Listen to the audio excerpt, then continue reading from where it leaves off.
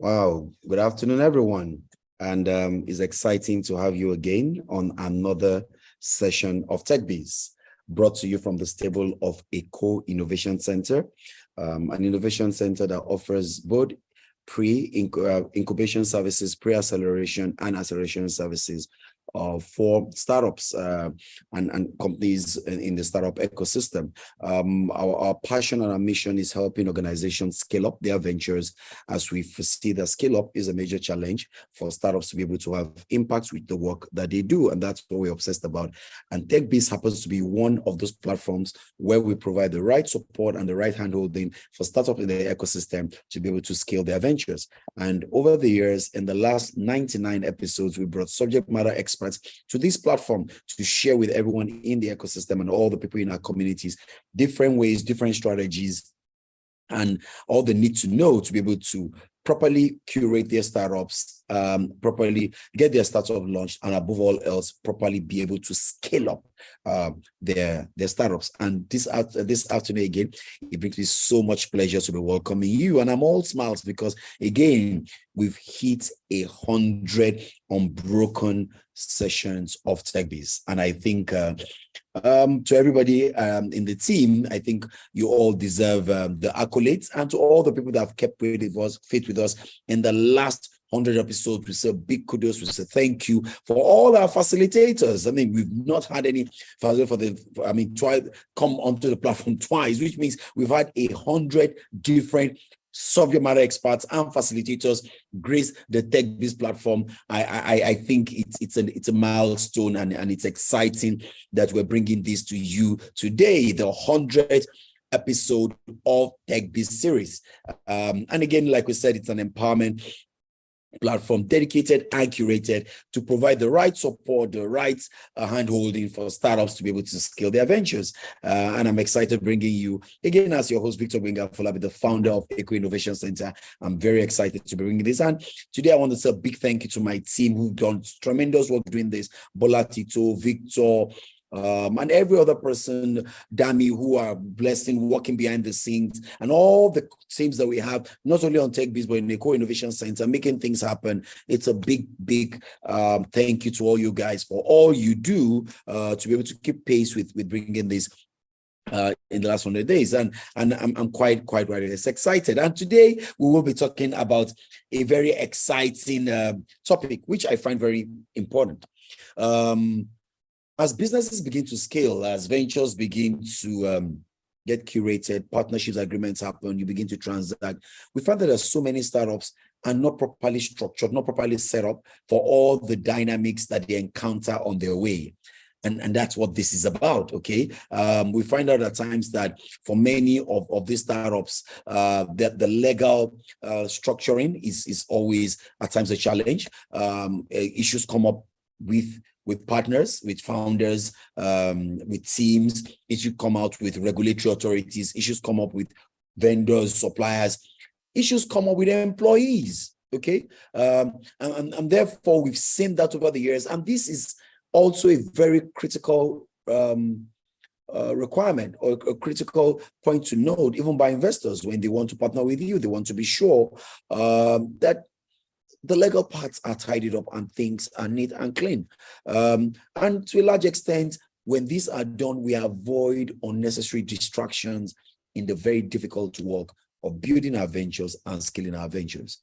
And that is what this is about, because today we will be talking to a large extent of the topic of ethical practice and legal compliance, the cornerstone of startup governance. So we believe that the cornerstone of startup governance is issues around ethical practice and legal compliance. And today we brought to you again a subject matter expert who has done tremendous work around this. And when I read out her profile, you'll be amazed about the amount of work she's done, the value she's brought into the legal practice, the value she's brought to her clients. And again, you'll find that she's done tremendous work, and we're excited and privileged to be having her speak to us this evening. And I will not waste so much time to introduce her. She's a founder and lead consultant at EMI Consult, a client-focused legal consultancy offering a range of top-tier corporate and commercial legal advisory and employment law advice and business support services to our clients. She's an outstanding corporate and investment lawyer with significant corporate transactional experience and an excellent understanding of the Nigerian regulatory environment.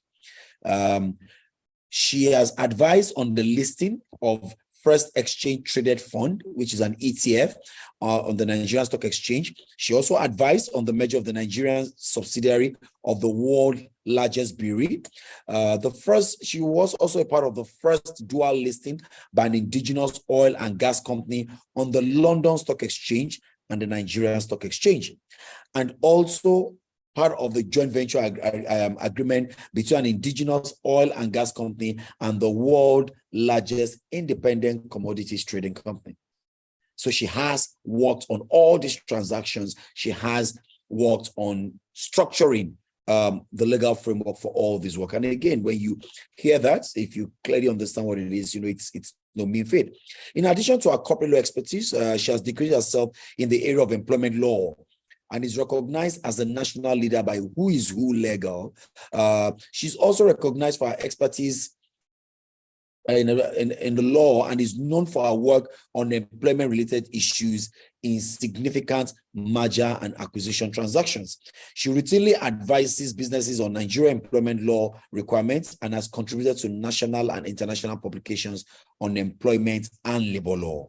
Prior to founding MA Consult, she was the managing associate at Udo Udoma and Bello Osage, a full-service corporate law firm, which represented the firm at the Employment Law Alliance and served on the leadership team of the African region of the Employment Law Alliance. She's actively involved in various professional and community initiatives, including serving as the Secretary of the Employment and Industrial Relations Committee of the Nigerian Bar Association section on business law. Ladies and gentlemen, please join me this evening to welcome to the platform Mary Ekemeze, the founder and lead consultant of MA Consult. Mary, thank you very much for joining us this evening. Thank you. Thank you so much for having me, Victor. It's a pleasure to be here and to be sharing knowledge. And of course, I will be learning also from the participants. Great. If you give me a minute, I want to share my slides. That'll be fine. And so to everyone, while she does that, along the course of our presentation, she will be sharing for about 30 minutes there about you've got any question, you've got anything clarified, please make use of the chat room. Drop it in there. My colleagues are there. They will help you to bring it on board. And again, just to share that if you have not been a part of the Techbiz forum, I want to encourage you. My colleague will be dropping the link, because much more than what we do in here, there's a lot of support service that we can give to you. Most of the facilitators, the last 100 facilitators, have also been a part of this forum, and they're available to support you beyond what they can do now. So my colleagues will drop the link to the chat room. Just use the link, join us in the chat room, either on the WhatsApp group or on the Telegram group, and we can take this conversation forward. We'll make these slides available to you so you can just listen. And again, the recording will be available on the website of Eco Innovation by latest 12 noon tomorrow. And to get to the website is www.ecoicenter.com/webinar. So you can always get the recording of this. What I'm saying is that so that you can just listen with rapt attention, all the resources were available. So by 12 noon tomorrow, this recording will be available for you to look at on YouTube, and you can download and have an idea. Should you have questions, clarifications, just use the link to join the community, drop in your questions. We'll get all the facilitators, no matter any of the sessions you've watched on the YouTube and you have questions about, all the facilitators are with us in one single community. They'll be able to help you. So I felt I should just drop that as a breaker so we can give her the rapt attention she needs for her to be able to deliver this very impactful session. So Mary, again, I think you're fully set. You have the floor now. Thank you. Thank you very much. So I will be speaking to us this evening about ethical practices and legal compliance as the cornerstones of startup governance. From an outline perspective, I'm going to be speaking to, broadly speaking, 4 sort of subsets. I'm going to be exploring what ethical practices mean, legal compliance, what do they mean? What does that mean for you? How do you build an ethical and compliance culture? And it is possible, really. right? It's not rocket science, it's not impossible. These things can be done. So ethical practices. These are practices really, as you see, the first standard is the moral standard, right? It's not really legal. We're not focusing on the legal here. This is around how do you behave? So this is really around behavioral standards. And it's also ethics and conducts specified by typically the leadership, right? And what they seek to do is to provide guidance so that one, you're behaving properly in the workplace. Two, you're treating both colleagues and customers with respect. Three, the company is complying with applicable laws. That's what it says. That's what it does. So the next slide, I'm going to be just sort of highlighting a few of the ethical practices that we've said. Integrity. I think that all of us know what integrity means. So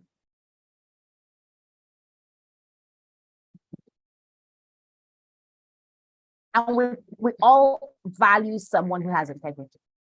And so for me, if I'm advising a startup, I would always insist that one of the ethical practices, norms, value system you adhere to is integrity. So you're consistent. You're not flip-flopping.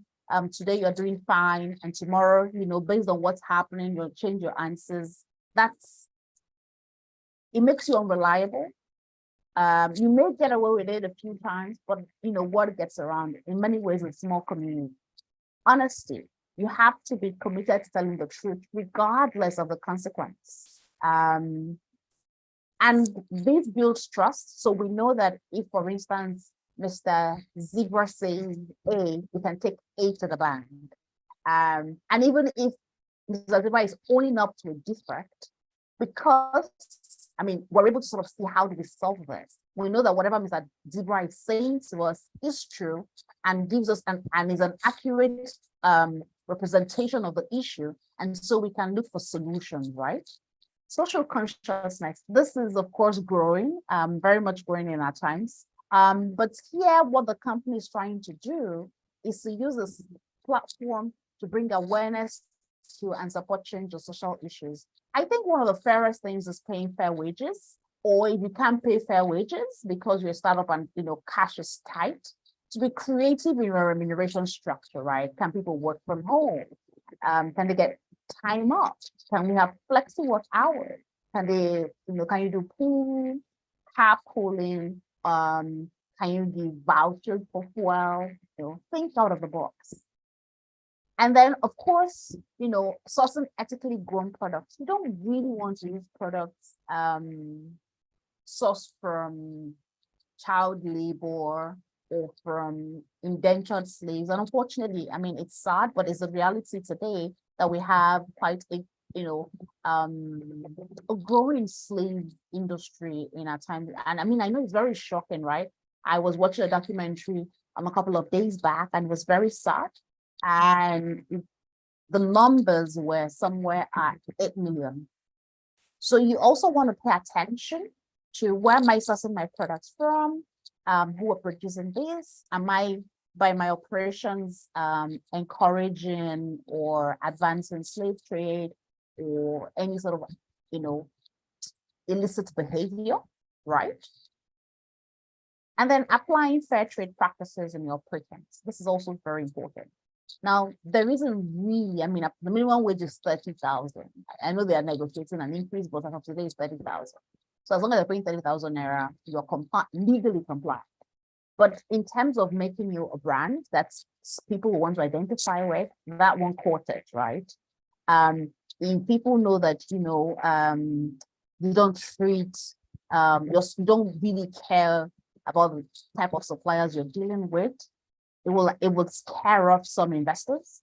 It would also scare off some, you won't be able to attract some, you won't even be able to attract some top talent that you would need, that would ordinarily be willing to take a pay cut to work with you. Leadership, and this is something very much for the founders and the management team. You have to commit to excellence through ethical decision making. And that means that you yourself have to model the behavior that you want to see in others, right? You can't say don't come late and then every day you're showing by 12 o'clock, first of the boss. That's not how it works, right? You can't say, what's the word? Don't shout at people. And then the next time someone sort of makes a mistake, you flare up the handle. You have to model what you want to see.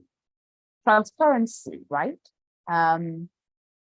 We want you to be consistent. And particularly, this also is something that investors are particular about. They want information, so they understand what they're getting into, what's happening in the business, what's happening with their money, when there's problems. And this way you develop. And also your employees also, want to understand what's going on. They don't want to hear stories. Of course, you can't tell them like everything, but they also don't want to hear that the company is going under from outside, right? They should know.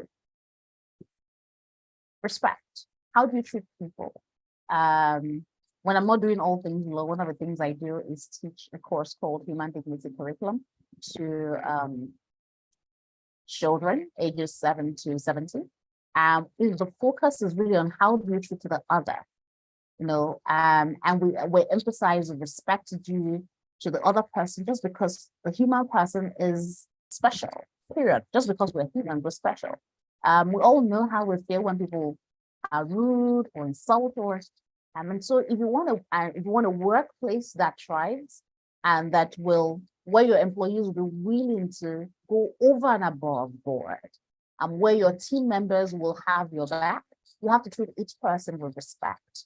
And sometimes just respect also means listening to that person who you don't particularly like or who you think whose ideas is always whack, right? Give them space to speak. You may not agree, but sometimes there are also germs in whatever they have to share.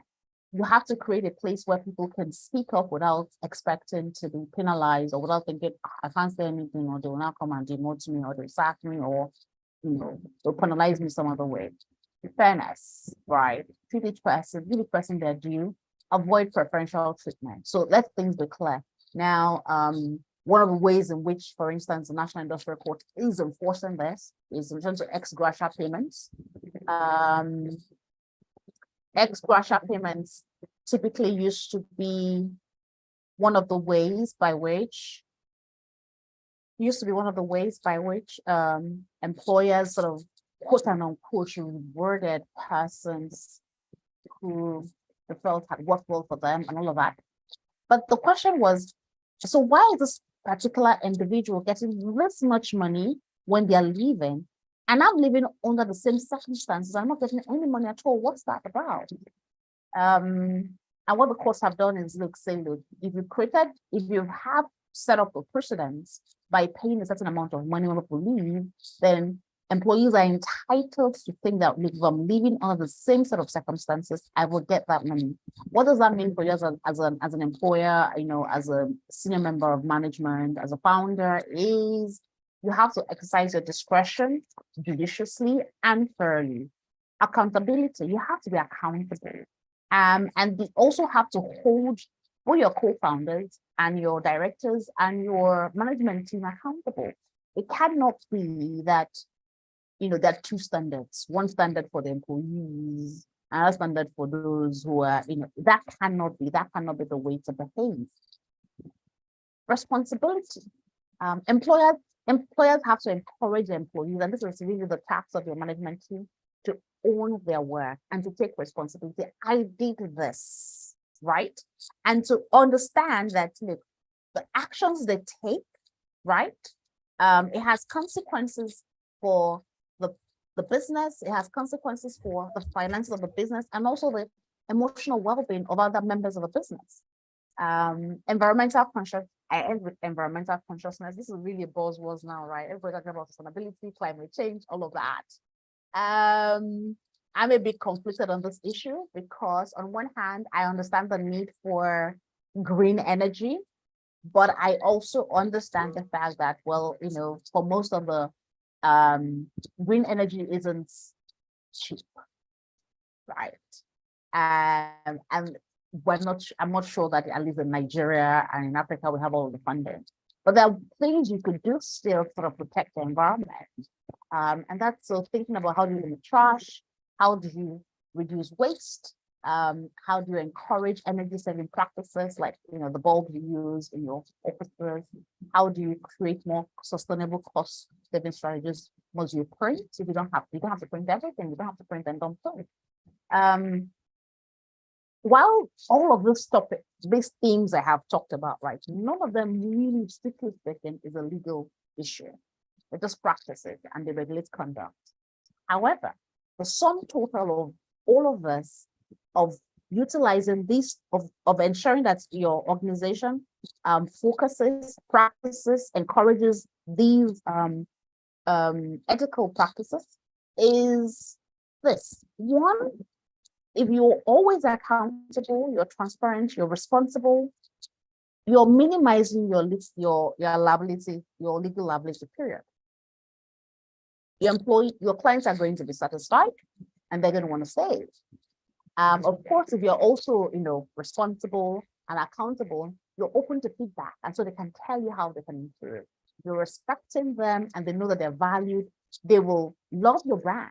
So you have brand identity and recognition, which many times will translate into sort of more revenue for the company because most people want to buy from them. Respect from your peers, right? And it's, this isn't a tangible, right? But it's a non-tangible that pays off.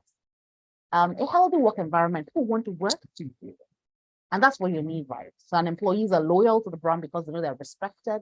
They know that, I can take the word of the founders, I can take the word of the management team to the bank. Whatever they said they will do, they will do. If something is going wrong, they will let us know. They're transparent, they're accountable. You have more employees staying there. Guess what? Investors love this kind of companies. So the win-win for you. You're doing right things, and then you're getting people, you're getting investors to bring money, right? And they don't just bring money, they also bring strategic advice, they bring for you strategic support. Either you're able to sort of benefit from economy of skills, or you're able to benefit from skill sets that they have in other investments that they've done in other companies, or just that the investors themselves are maybe going to be on your board or going to be part of your advisory board. And this is a lot of the experience and your tips there. The improving operational efficiency, employee satisfaction, and customer approval. At the end of all of this stuff we're talking about, your business is in the business of making money. How are you making money? If you're not spending as much as you're making operational expenses, efficiency, the employees are happy and don't have that high turnover, and they're putting their bets and working optimally. And of course, that also translates to customer approval. And you're building and maintaining trust among the employees and customers. So see, it's actually really good for you to start thinking of which of these values do I want to incorporate into my startup. So now let's look at legal compliance, because the thesis is that, look, if you have ethical practices and if you're legally compliant, you'll have fantastic governance as a startup. The compliance with the law, that's the most basic level of ethical business practice. So, there's also a connection between the ethics, and the law. The complying with the law is actually showing that, look, I'm an ethical person, right? So it's really the adherence by a company to the laws, regulations, guidelines, directives relevant to its business operations and processes. So there are three things to keep in mind when you're looking at compliance. What is the legal requirement? What does the law say I have to do? And sometimes not just the law say, what does practice say I have to do? When should I do this? Is there a timeline to ensuring that this is done? Is it a periodic matter? Who's responsible for doing this? And so this is where you're tracking and monitoring who's responsible for doing what the law says has to be done. How are we ensuring that they are doing it and they're doing it on time? How are we ensuring that they have the resources that they need? Do we need to suss this matter out? And this is also where your legal advisors and your professional advisors come in play. So if you're looking to develop, maintain an ethical and a compliance culture, the four broad areas you must focus on: people, purpose, process, performance. Now, before I go into sort of dissecting each of those topics, I want to sort of spend a bit more time explaining what you should expect from a compliance perspective, and that's on the next slide. So just practical examples. Now, one of the pitfalls I see that many startups do, statistical books do not exist. So it's in your head, I know who the shareholders are, or it's in some Excel sheet somewhere. And you have a captive of wondering, look, who owns what, right? And it's important. And I sort of seen some very interesting things where there is no, you're just sort of adjusting numbers in your Excel sheet, saying, oh, this person gave up the shares, that person sold these shares down, but there is no paperwork to show how this happened. That's why there's a red flag. And if you're looking to get investors, it's going to delay you because you have to do cleanup first. So really basic, get a register of members, not right? Have a minutes board for your directors, for your company secretaries, have issue certificates to your shareholders or co-founders or whatever it is, right? Second pet peeve, I think your letterhead is never CAMA compliant. Just have a fine logo, and that's it. I love those logos; they're amazing. I love the work you're doing with the logos, but you know, our company's law has very clear requirements for what should be there. The full name of the company, not your brief version, the full name. You can have your logo, but you have to have the full name of the company. You must have the RC of the company. You must also have the registered address of the company and the names and nationalities of the directors. Now, in practice, what happens is that if all your directors are Nigerians, you don't have to write Nigerians because we assume the Nigerians have to be, that all directors are Nigerians. If for any reason you have a foreigner, what you then do is, let's say you have a Mr. Mark Zuckerberg on your board, right? So you have to write founder's name, and then when you have Mark Zuckerberg, you just write American, and then you continue. So we know that there are non-Nigerians on the board. Trademark registration. This is very basic. Something you should do very quickly, and also something that costs a lot of money many times because I don't see founders paying attention to this. They're just very keen on building, which is great. Please build, but protect what you're building, because when someone else registers a trademark, unless they're super nice and they agree to relinquish it to you, you're either going to pay through your mouth, through your nose, or you're going to lose it actually and have to start again from scratch. Filings of the CAC, very important annual returns. In fact, I had a client who almost lost funding because they hadn't filed annual returns. And the investor had just sort of done a bit of, well, you're not active on, I can see how an inactive practice, what does that mean? And that was when CAC was having, sometimes the CAC, their platform develops some, what do I call it now? They develop mind of its own and just refuses to work, and you almost can't get anything done. And that was on the peak of that. That's, we're filing returns, but we just couldn't process it for whatever reason. And we're speaking every day, we're going to see it was frustrating for them, frustrating for us, but it is what it is. So be proactive about your annual returns. It's very basic. And you can do it. Speak to your lawyer, it's easy to get this done. It doesn't also cost the ad. Changes in share capital, right? Shareholding structure, I'll talk about that. When your directors leave, and if I found out your director and you're leaving, please make sure you resign, and please make sure they file that notice of your resignation. In fact, I was aware that some person who had served as a director many years ago had resigned, but the company never filed, and came knocking at our doors. I said, "Oh, you're director of this company, you guys are owing us money."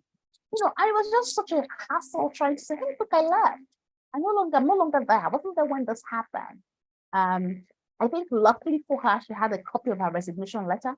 But the ideal thing is to insist that these things are done. So one, of course, it's good for record keeping, but if you're the one exiting, is great for you. Tax obligations, the tax men are coming down now. So of course, once you register your company, once you incorporate your company today, you have a team. So whether you file or not, FRS knows you exist. They have your house address, they have your email address. All those details you provided to CAC, the CAC has fed it to them, right? So, and there's significant sort of course. I was on a group one day, And we're also doing, we're also studying aspects of business. And one of us was complaining about, I got a 2 million naira fine from FRS for my non-compliance for VAT filings, right? I mean, that's a startup, and so you're taking that money off, so you don't want to lose money. I think with effect from I think August, 3 months, all of the August or September, I think. Instead of the 21 days for filing annual VAT returns, it has to be done within 14 days. So you need to get on top of that and get someone to do it. And guess what? You don't have to have the most expensive person. Be creative. You can use interns. You can use people who are looking for experience. Be creative. Or have some sort of process. Employee obligations. This is also a pet peeve for me. I see many startups do not comply with this, and then when the employee leaves and then takes you to court, it's all very messy. Comply. Pension contributions have to be paid. Have your group life insurance, ITF and ECA. I will say a special word about the Special People's Law of Lagos State. Now, this law actually applies to persons living with disability. It's not exactly what's what I would use, an employee-focused legislation. However, it has elements that are employee-focused. And because it's a law that seeks to protect persons with disability, what has happened with that is that the law has certain obligations employers have to comply with, ranging from reserving parking spaces, to providing spaces if you have courses, to provide in assigning seats for such persons, to hire a certain number of employees who have disability. But the one that I want to focus on is what happens when an employee who is in your employment and who has an accident, for instance, and just can no longer work, or fell ill and just can no longer work. There is an obligation to pay for such employees who suffer disability, which means impairment, and can no longer return to work. Your obligation is to pay 48 months salary, 4 years salary as compensation if they can no longer work at all. So I recommend get insurance for this. It's a lot of money. If you pay that out of pocket for more than 2 employees, and the startup will likely going down. Data protection, big issue, particularly when the fintech space or you're dealing with lots of data and this information, both FCCPC and the NITSA, and now of course with the Data Protection Law Act that has been issued, it's clearer what your obligations are. Anti-money laundering, again, if you're fintech or if you're dealing with money in any way, this will apply to you. And practically develop policies, policies will save you a lot of headache. What can people do? Let it be accessible. And you're all tech-enabled businesses, so you just sit on your internet or you have it in some place where everybody can see, and you can have sessions. So now let me focus on the 4 sort of things that I'm going to try and rush through this because I see my time in fast times people. The first element, and there are like 6 persons, founders. You envision the business, you have the dream, you know what you want. The board of directors, their job is to give effect to the vision of the founder. And so it's important that you're also hiring people. When you start up, you can't hire or even have on your board persons who have a skill set. But as you grow, you need to start thinking about how do I get those who can translate this vision to reality. So either you founders are going for trainings, and there are many of such trainings available. ME Academy, which I run, offers trainings for just to sort of start up an SME. Or you're just getting the other person sitting on your board and get what you need. Management team, you have to hire this, you have to think about it. Who's going to be part of the management team? Do they have the skills they need? And particularly for startups where many times, people just grew with you, then it behoves on, it's very important that you're getting them to do the training they need to be able to scale. So to fit into the role for which you hired them. Because guess what happens? If they don't do their job well, orders are delayed, clients are frustrated, company loses business, fortunes begin to decline, and it's down the drain. Employees. These are the we always sort of say, oh, employees. We think about them sometimes as being dispensable, but they're the soul and the strength and the bedrock of the organization. You know, you can tell how far a company is going by how well it's treating its employees. Investors, these are shareholders or lenders, and they're many times, apart from finance, they're bringing to the table strategic support, which you need around capacity building, training, and just even benefiting from economies of scale that they have because of all the other investments. Professional advisors, these should be your friend, right? If you have literally your lawyer or sit down, because the changes in law, and so their job is to sort of bring you up to speed about the changes in law, how you can comply, what you need to do. Your accountants, how are there any sort of rules from the FRC in terms of how to maintain records? Your auditors, what's going on? They can tell when there's a problem. Purpose. This is what I talked about at the beginning: business conduct and ethics. Not strict law, but very important. The people have this vision. They want this vision. For this vision to become reality, we have to be focused on how are we carrying out the business. And we also have to be concerned about how do we ensure that this business is sustainable. The third one is process. And this is critical. I never forget the story of one of the manufacturers in Nigeria who had mentioned that how she was able to attract the funding she needed. I think she got PE investment was because she was tracking orders she had received that she couldn't fulfill based on where she was. So she was fulfilling orders, but she was getting more orders than she had the resources at the time to meet.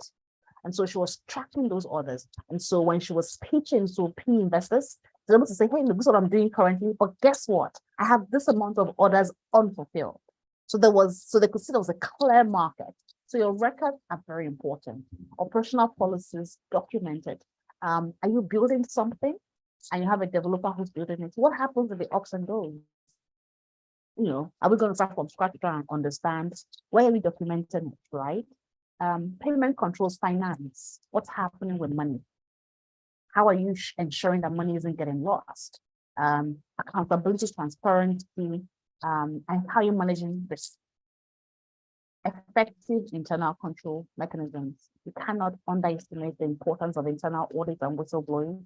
Are you protecting people? You have an audit system that can show up when money is missing. In fact, I read something on Twitter I found very hilarious, but it was very sad and funny at the same time, but also helpful. And so this particular individual, his brother owned a supermarket, and they've been losing money. They found they were losing like millions of naira every month. And so he said, look, you know what? We're going to sack everybody, employ new people. No. What they said, no, they sack everybody. They said, oh, I'm going to tell everybody, we're going to employ like 5 new people, and then tell those 5 new people that of all of you, there is a mole whose job it is to report to the company. And so they had 2 moles, not even just 1 mole. But nobody knew who the mole was. And so because we knew that somebody was potentially snitching on the company, or snitching on you if you did something, they're colluding with suppliers, if they're falsifying books, and you didn't know who he was, people were upright. Then for the moles, they said to them, well, if anybody ever finds out who you are, you're out. But they were getting paid extra money. And to ensure that nobody knew who the moles were, they were paying them from another company. So, I mean, it's very complicated, right? But you have to do what you have to do. So what do you need to do to ensure that your internal control mechanisms work? And always audit it externally. When you're looking at it, if you're looking at something too long, you won't be able to see where the errors are. You can't spot it. If you get a third person to come in, you can. Performance. This is, like we'll say, the core of the matter. The reason for the whole, we're in a business. This is it, right? The company revenues. Look, we're not making money, pack up and go home. So all of this whole people process All of this is directed at ensuring that the company is making revenues, and those revenues are not being stolen, are not being mismanaged, and is being applied to in the most effective way so the company can grow. Products and services, right? What are those? Are you listening to the market? Are you able to innovate and adapt as need be? Can you drop the products? Can you modify it? Can you do something different? HR processes, very important. You have to pay attention to exits and entry. Have a clear onboarding system, have rules, have contracts, employee retention policies. And this is very common these days because of the high turnover, right? Are you rewarding employees for bringing in people? Are you you have long-term awards? These days, long-term awards, I suppose, are going to be 5 years, right? People are even like 1 year, 2 years. So it can't be like 10, 20, 30 years like it used to be. It's only 5 years, right? We have to be creative. And all of us individually help you build the culture of corporate governance. Because company revenue, starting from there, you're auditing your books, you're maintaining records as the law requires. Product and services, you're ensuring that you have the IP license to the product. You're ensuring that the documents that explain what it does. You're able to listen to the market. You're complying with the law and listen to employees. So small things, but they're building a culture that everybody knows in this company will obey the law. So summary, and it's possible, like I said, right? Your building a sustainable governance culture in your startup depends on your business ethics and compliance culture. Does it require some effort? Yes, but it's a profitable and rewarding project and in the best interest of the business. So some closing words for each of these persons of the people's pyramid. Founder, you have to envision and model a culture of ethics and integrity. We have to see you do it. You have to lead the talk. If you need to learn, please go learn. Board of directors have to give effect to that vision through their words and action. They have to create a culture that prioritizes ethical practices and compliance. And this means if somebody isn't pulling their weight and you've done what you should do properly, then sack them. If somebody is being dishonest, sack them. Stop condoning it. If you do what you need to do. Management team, you have to drive that ethical and compliance culture in the day-to-day operations and in your engagement with stakeholders. Employees, you have to be responsible, comply with the law and the rules of a company. Investors, of course, will continue to provide strategic support. So, be demanding. If you need to ask them for help. That's why they're there. That's why they're putting money in a startup anyways. Professional advisors, make sure you're getting the best and so they can help you do what you need to do. So I saw this quote by Tele Lassade. We used to be colleagues in UBO back in the day, but she's moved on to other things and she's now a compliance specialist. And I just thought it was a good way to end my session. So compliance isn't just ticking the boxes, right? I mean, I talk about 4 things, right? But it's not just about, let's have this list of things to do. No, that's not what it is. It's about fostering a culture of ethics and integrity and safeguarding your organization's reputation. Very important. Remember, everybody plays a crucial role because a collective effort across the organization. Compliance isn't just the law, it is also ethical standards, it is internal policies, industry best practices, and all of this help you achieve a comprehensive governance. And so I thank you for your time. I hope you found my session useful. And if you have any questions, I'd like to hear them. And of course, I always appreciate feedback. So I'll be grateful if you could take some 2-3 minutes to fill my feedback form. Thank you. Wow, great. I think that was explosive. That was phenomenal and very, very apt. Thank you so much, Mary. Thank you so much. I already see a hand go up already, but again, just to wrap up, I mean, these are part of the things that we need to pay attention to, something you need to sit and listen to over and over again and know how to set a proper structure for your ethical practice and governance for your organization. And you do not need to think that your startup is too small or you're just at the beginning stages, and not lay the right foundation for building an ethical practice, because ultimately you build on the foundation that you have created. And therefore, I encourage everyone. I think this one quite insightful. I mean, I've been in business for 15, 16 years, and I still find out that I still have to take a few notes and a few things I've missed out, and telling my HR this, telling my team to look at that. I think this is quite impressive. But again, it's more about our participants, not about me. So I think there's a question for you. Someone's hand is raised. Can we please unmute so we can? Yeah. Okay. Can I go ahead, please? Please go ahead, please. All right. Thank you so much, Mr. Victor. It's lovely being in this session. And thank you, Madam Mary. That was a lovely question. I mean, a lovely session. So my question is this. I am starting a new startup, and while registering it, it's actually a 10 million capital share company. And so I registered it with no investors while starting. And then I just gave 10% of it to my spouse, and then 90% comes to me. So consulting my legal counsel, he said I could actually get investors by creating some other legal documents. Then maybe later I can fix up, the investors into the shareholders, by documenting that to the Corporate Affairs Commission later, by the time everything is fully set and ready to run. So, but the question is this. In forming the board of directors, constituting a board of directors, I am feeling like, do I really have to hire board of directors who are not necessarily shareholders in the company by virtue of their investment?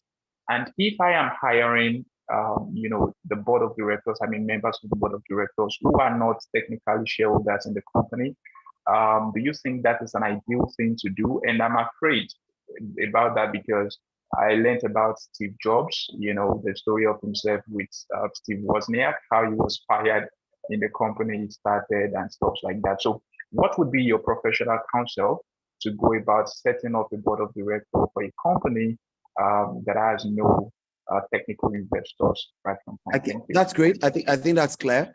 So Mary, can you please help us summarize that quickly?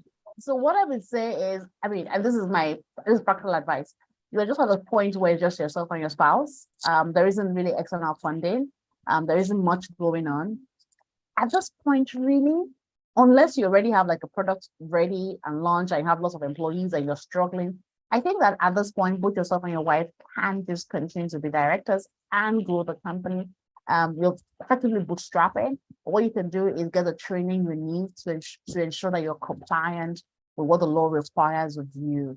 And you can register for the many courses, many trainings available. I know ME Academy also offers that. So I would say at this point, they're just too young, too small to incur that expense. So stick to just at this point running with your wife, but just get the training you need to comply. As the company grows and as you bring in external investors, you may then need to expand your board.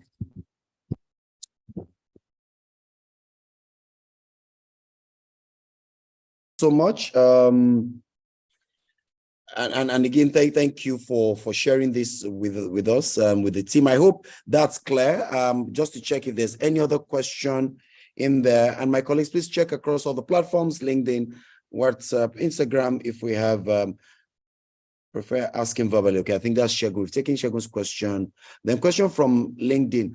How can startups strike a balance between innovation and legal compliance?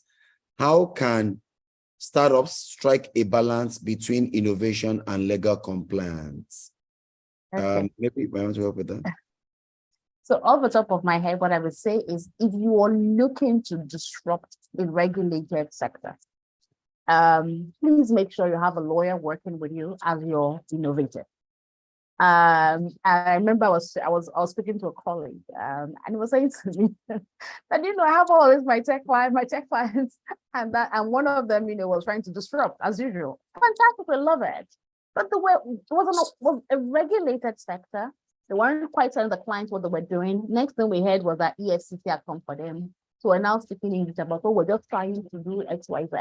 So if it's a regulated sector, anything to do with the banking sector, anything to do with the capital market sector, so the two top regulated sectors, please, if you're going to be dealing with people's data, work with your lawyer. The lawyer will be able to, the law, right? There's some areas that are not completely regulated. The lawyer knows that. Of course, choose your lawyer very carefully, and they're able to tell you what you can and what you cannot do. And sometimes it might be just helpful to speak to the regulator and say, hey, do what I want to do. When Victor was introducing me, he talked about the ETF. When the ETF was released in Nigeria, we didn't have the framework for that. We had given them insights, but at some point we said, look, you know what, let's take the SEC. Let's tell SEC what we want to do. And so we work with SEC, come up with the rules that allow them to do that. So regulators also want to work with you. So top of my advice, regulator sector, have a lawyer work with you as you develop the product. That's my advice. That's the only way I can think to protect you. Great. Just to find out, any other question from anyone? Let me check. Questions. A fintech startup. Okay. Okay. Did I say that? As a fintech startup founder here in Nigeria, I would like to hear your thoughts on how I can navigate regulatory complexities without compromising the startup growth prospects. Navigate without compromise. That's ethics. Okay. I think that one, you're going to, like I said, you have to sort of also yourself have your own, ethics. What can we or can we not do? That's one. Two, the number of interesting structures I have seen, particularly with those who are piggybacking of existing banks, right? They don't have the licenses, but they want to provide the service. And the number of arrangements with the banks that allow you to do that, consider that. But just know that fintech, CBN, regular sector, if you don't comply, and in strict compliance, you pay quite a huge price that sometimes I wonder, was it worth the effort? So first of all, ethics. What can we and what can we not do? Regardless of how much you want to grow, what line will we not cross? That's the first thing you need to identify and make sure everybody on your team understands that. Two, look at the existing structures. And there are quite a number of existing structures that allow you to operate without being completely exposed to all of the regulatory compliance issues. And then as you grow, you then are able to sort of accommodate more regulatory compliance. So pace your growth is what I would say. Don't be too much. I know you want to become the next unicorn, but strike a balance between being the unicorn and being alive and not in jail. That's what I would say to you.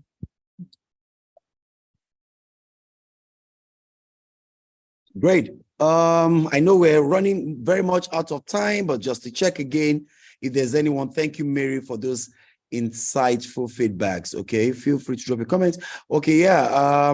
So again, I think this has been quite engaging, and there's no better way to get much learnings from this presentation than for you to go back and listen to it again and make sure you're complying. Check where I was taking a few notes on my iPad. Check what your current structure looks like. What are your current practices? What are the current controls you put in place?